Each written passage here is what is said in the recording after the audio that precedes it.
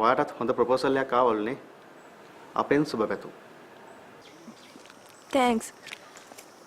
කවුද? සිටිජද කිව්වේ? එයාට කොහොමද දැන්? ඔහේ ඉන්නවා ඉතින්. අප්සෙට් එකෙන් තමයි වෙන මොනවා. මට ඒකට කරන්න දෙයක් නෑනේ තීක්ෂණ. මන් තියන්න. හරි සම්මානියන. ඕකේ.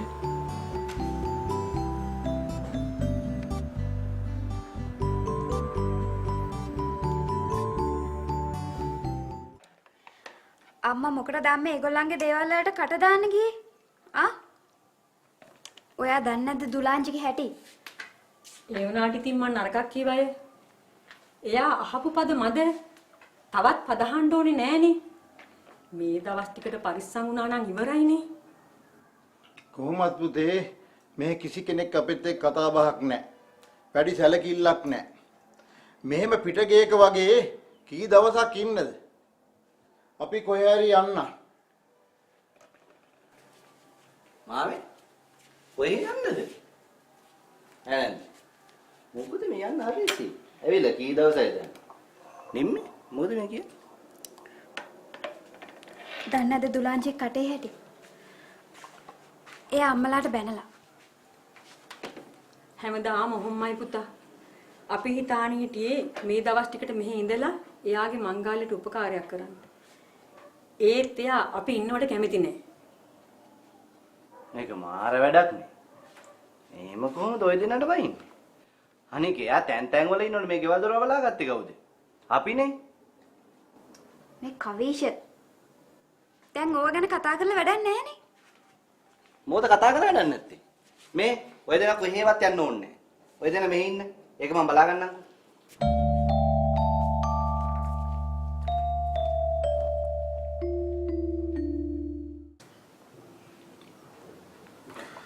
මොනව කරන්නත් තව දවස් දෙක තුනයි තියෙන්නේ. දැන් අපලේ වැද්ද වැටි හරිද? එහෙ සේරම හරි බං. අපේ කට්ටියට ඉතින් මං කියන දේ තමයි. එයාලට මාව හොඳට විශ්වාසයි බං.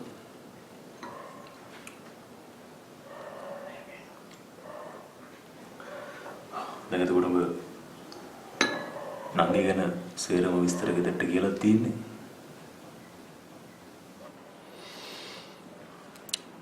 සේරම නෙවෙයි බං. කියන්න ඕන ටික විතරක් කියලා තියෙන්නේ. අනිත් දේවල් ඉතින් ඒගොල්ලන්ට වැදගත් නෑනේ. ඒ මොඳයිද බං? මං කිව්වේ මේ කල් ගිහිල්ලා ආරංචි නොත්තම ප්‍රශ්නයක් වෙයිනේ. මචං මට බය අර කවීෂගේ ඇන්ටි ගැන. යාට තියෙන මහ පුදුම කටබ්බා. අර දුලංජිට කියපු දේවල්.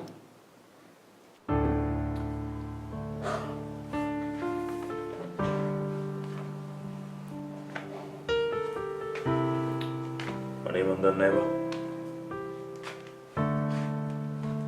වැඩේට තියෙන තව දවස් දෙක තුනයි තමයි. හැබැයි මම නම් මාර බයින් ඉන්නේ. මොනවා වෙයිද කියලා කවුද බං දන්නේ? මචං මොනවා වුණා? දැන් මේ වෙලේ අතාරින්නද? කල් දාන්නද? මේ ගෙවල් දොරවල් ඔක්කොම අරන් ඉවරයි.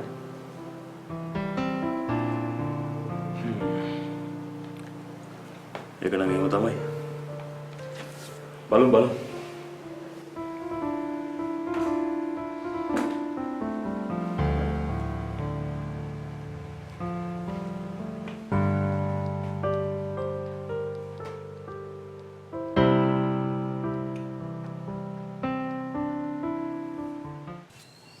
කවීෂ ඔයා සද්ද නැතුව ඉන්නකෝ.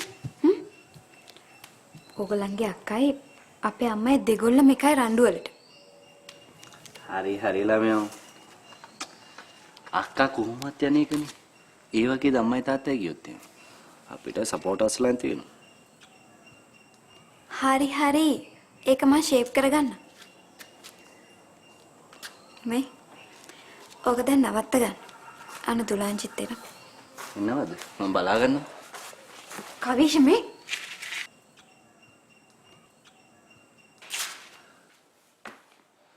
අක්කේ මොකද්ද මේකේ තේරුම? මොකටද අපි නැන්දමට පාට දාන්න යන්නේ? ඔයා දවස් 2-3කට ආවනම් ඒ විතර ඉන්නවා. මේක මාර වැඩක් නේ.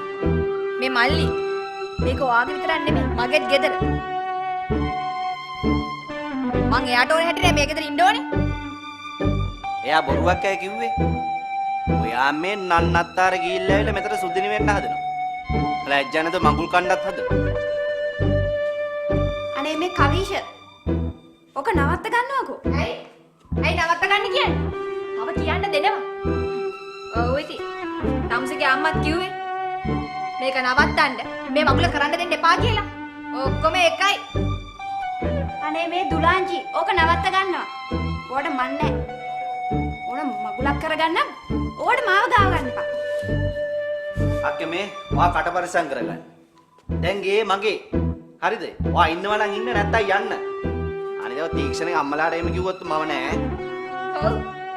තමුසෙට ඉතින් ඒක කරන්න බැරි කමකුත් නැහැ. කුණු ලෝභයක්.